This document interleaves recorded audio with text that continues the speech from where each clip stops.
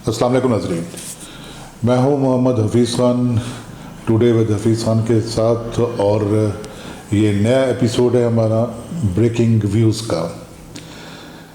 दुनिया भर में लम्हे मौजूद तक 70,000 हलाकतें कोरोना वायरस के सबब हो जाने के बाद जो माइक्रोसॉफ्ट के बिल गेट्स हैं उनसे एक मनसूब बयान सामने आया है कि कोरोना वायरस का ब्रेकआउट होना ये कोई आखिरी बायोलॉजिकल इवेंट नहीं है। इसके बाद भी दुनिया को एक सीरीज़ जो वबाओं की है उसका सामना हो सकता है। बिल गेट्स के इस बयान के बाद क्या ये समझना चाहिए कि जो दुनिया भर की बड़ी ताकतें हैं इस वक्त वो असला साजी के साथ साथ अपनी लेबॉरेटरियों में वायरस या बैक्टीरिया बनाने में भी तुली हुई हैं या जुटी हुई हैं और उनके यहाँ दिन रात ऐसा काम हो रहा है। क्या कोरोना वायरस का जो ऐसे फूट पड़ना वबा की सूरत में क्या ये इसी किस्म की लैब से कोई लीकेज हो सकती है या कोई गफलत या कुछ और? तो अगर कोई ऐसा है और ऐसी वबाओं का सामना दुनिया को यके बाद दीगरे हो सकता है तो इसका पस मंज़र क्या है? इसकी तरफ आज के दानिशवरों को और आज की जो क़यादत है दुनिया भर की उसे ज़रूर देखना होगा।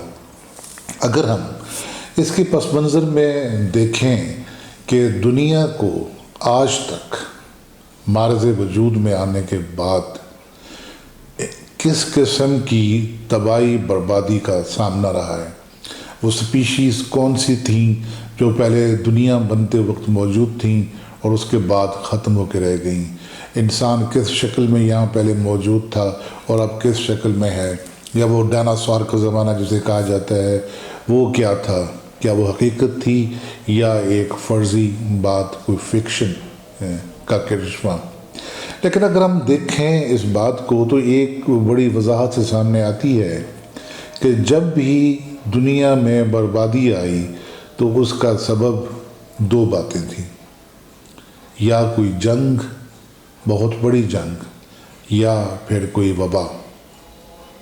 और वबाएँ पहले भी आया करती थी।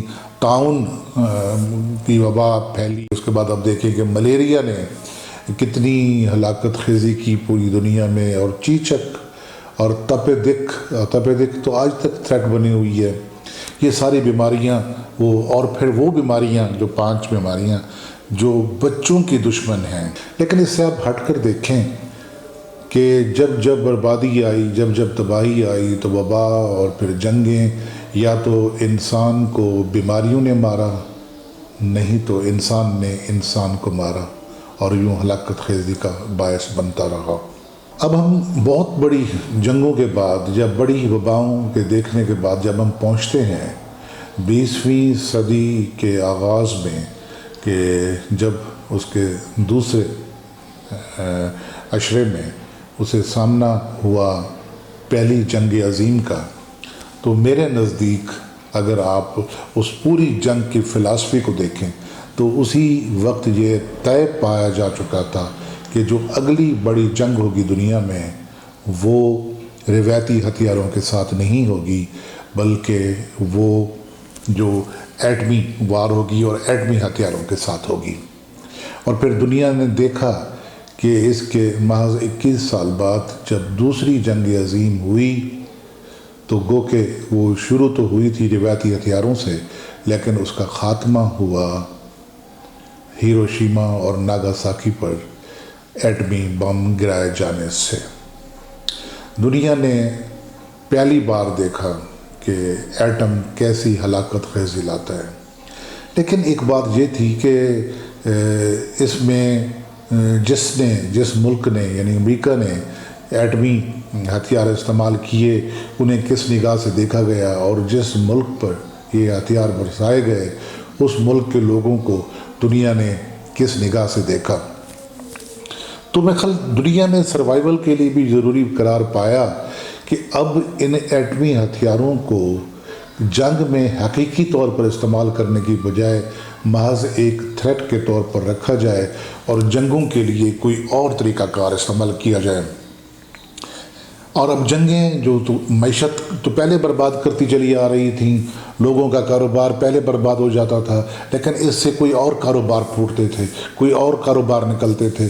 तो ये सोचा गया कि कुछ ऐसा हो, कोई जंग का तरीक़ा कि जंग भी हो, मुखालिफ की बर्बादी भी हो, दुश्मन की तबाही भी हो, लेकिन उनका नाम ना आए, और अगर आए भी तो खुफिया तरीके से, और उसको और उसको लोग ढूंढते रहें कि असल में था क्या और हुआ क्या।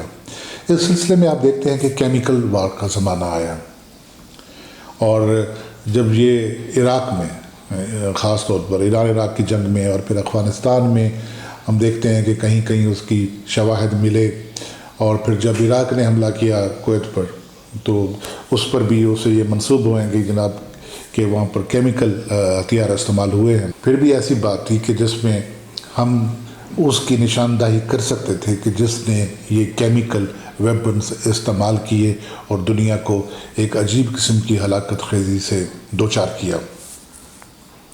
तो अब क्या कोई जंग मुस्तकबिल में ना तो रिवायती हथियारों से लड़ी जाएगी और ना ही वो एटमी हथियारों से लड़ी जाएगी, और ना ही वो केमिकल वेपन से लड़ी जाएगी। मेरे ख्याल में दूसरी जंग अज़ीम के बाद जब उसका ख़ात्मा हुआ तो दुनिया के बड़ों ने ये तय कर लिया था कि अब एटमी हथियार कहीं इस्तेमाल नहीं होंगे। इसी तरह ये जो फेज़ गुज़रा दुनिया पर पिछली सदी के 8वें और 9वें अशरे का, और उसके बाद भी ये तय पाया कि केमिकल जो वेपन्स होंगे वो कहीं इस्तेमाल नहीं होंगे, क्योंकि उसमें यूएनओ का रोल भी सामने आया और पूरी आलमी बरादरी भी किस तरह जागी वो सबके सामने है। तो क्या अब वो वक्त आ गया है कि अपने दुश्मन को बर्बाद करने के लिए कोई बायोलॉजिकल वार का तरीका अपनाया जाए? कौन सा वायरस कहाँ बना, कैसे इस्तेमाल हुआ, कैसे फैला, ये किसी को पता ना चले। क्या ये दुनिया इस फिक्शन पर चल निकली है बनाने में, या ये हकीकत बन गई है, ये अभी इस पर कोई बात यकीन से नहीं कही जा सकती। लेकिन आपने देखा होगा कि कोरोना ने कैसे कैसे बिल्कुल हर चीज़ को उलट पुलट कर रख दिया है। वो तमाम जो हमारा एक समाजी नेट था, एक फैमिली यूनिट की बातें थी, आपस में मिल बैठने की बातें थी और एक दूसरे के करीब आने की बातें थी, और वो सारी की सारी चीज़ें अब फासलों में चली गई हैं। मैंने पहले भी अपने किसी प्रोग्राम में जो जॉन एलिया का वो शेर पढ़ा था, अब नहीं कोई बात ख़तरे की, अब सभी को सभी से ख़तरा है।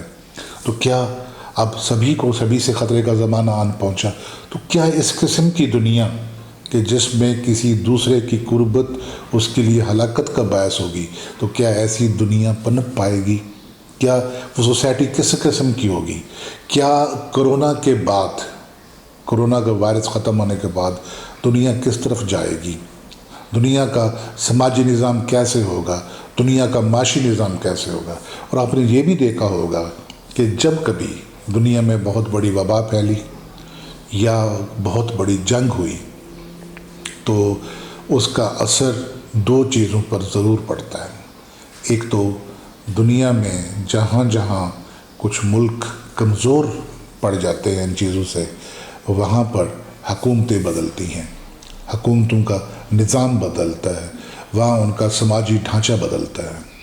और फिर एक तब्दीली और होती है, वो तब्दीली होती है उसके जोग्राफिए की। जहाँ जहाँ कोई मुल्क कमज़ोर पड़ता है तो फिर उसका जोग्राफिया भी बदल जाता है, ख़ास तौर पर जब ये वबाएँ इस तरीके से आती हैं या जंगें मुसल्लत होती हैं। तो क्या दुनिया अब रिवायात से हट चुकी है? यहाँ पर ना अब कोई रिवायती वबा आएगी, نہ یہاں اب کوئی روایتی جنگ ہوگی، نہ یہاں پر روایتی معاشرہ ہوگا، نہ یہاں کوئی روایتی معیشت ہوگی، نہ یہاں پہ وہ تمام تر جو آپس میں تعلقات تھے، آپس میں رشتے تھے، کیا وہ تمام ختم ہونے کو جا رہے ہیں؟ یہ کچھ بہت بڑے سوالات ہیں جو کرونا کے بعد کا عہد ڈٹرمن کرے گا۔ ابھی تو ہم اس فیز سے گزر رہے ہیں جس فیز میں صرف یہ دیکھا جا رہا ہے کہ کس ملک میں کتنی ہلاکتیں ہوئیں، کتنی کم ہیں تو کم کیوں ہیں، اور اگر زیادہ ہیں تو زیادہ کیوں ہیں۔ اس کے علاوہ بھی ایک تبدیلی آپ دیکھیے کہ وہ ایک اور تبدیلی سامنے آ رہی ہے۔ پہلے یہ ہوتا تھا کہ روایتی جنگوں میں سب سے زیادہ توجہ ہوتی تھی عساکر کی طرف، وہ افواج جو محاذ پر لڑتی ہیں۔ اس کے بعد جب وبائیں پھیلتی ہیں تو پھر یہ آپ نے دیکھا ہوگا کہ جو شعبہ طب سے وابستہ لوگ ہیں وہ فرسٹ فرنٹ پہ آ جاتے ہیں، اور اس کے بعد وہ جو ٹیکنالوجی ڈیل کر رہے ہوتے ہیں، میڈیکل ٹیکنالوجی ڈیل کرنے والے ٹیکنیشینز اور باقی اسی طرح کے جو اس انڈسٹری سے، طب کی انڈسٹری سے وابستہ لوگ ہوتے ہیں، وہ اہم ہو جاتے ہیں، اور جو عساکر کی اہمیت ہوتی ہے اس طریقے سے پیچھے چلی جاتی ہے۔ اب سوال یہاں یہ بھی پیدا ہوتا ہے کہ اگر یہ جو جنگیں ہیں یہ وباؤں کا نتیجہ ہوئیں اور وباؤں کی صورت میں لڑی گئیں، تو کیا پھر جو ہمارے ہاں روایتی تصور ہے عساکر کا اور روایتی تصور ہے شعبہ طب سے وابستہ لوگوں کا، تو کیا یہ بھی یوں ہی رہے گا یا کچھ بدل پائے گا؟ یہ بہت سارے سوالات ایسے ہیں جو آج کے دانشور کے سامنے ہیں، جو آج کے سوشل سائنٹسٹ کے سامنے ہیں، اور اگر نہیں ہیں تو یہ سوال ہونے چاہیے، ان پر غور کرنا چاہیے، چونکہ وہی قومیں زندہ رہتی ہیں جو اپنے مستقبل پر نگاہ رکھتی ہیں، اور وہی افراد اپنے قوموں کی توقیر کا باعث ہوتے ہیں جو اپنی قوموں کو آنے والی وقت کی راہ دکھاتے ہیں۔ تو یہ تھا آج کا ہمارے بریکنگ ویوز، اور اگر یہ گفتگو آپ کو اچھی لگی ہو تو اس کو ضرور شیئر کیجیے گا دوستوں کے ساتھ، اور جو ہمارا یوٹیوب چینل ہے ٹوڈے ود حفیظ خان، اس کو ضرور سبسکرائب کیجیے گا۔ بہت شکریہ، اللہ حافظ۔